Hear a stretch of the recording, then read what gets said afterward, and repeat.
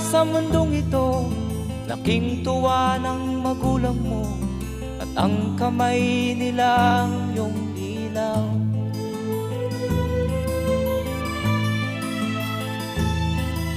At ang nanay at tatay mo'y di malaman ang gagawin, minamasdan pati pagtulog mo.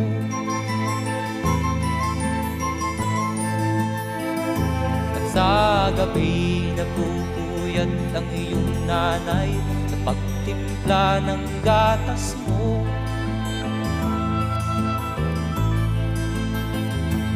Sa umaga na may kalong ka ng iyong amang tuwang-tuwa sa'yo.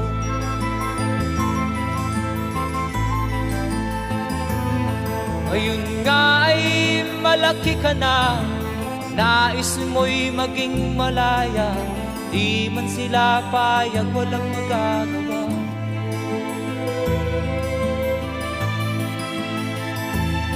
Ikaw nga ay biglang nagbago, naging matigas ang iyong ulo, at ang payo nila'y sinuway mo.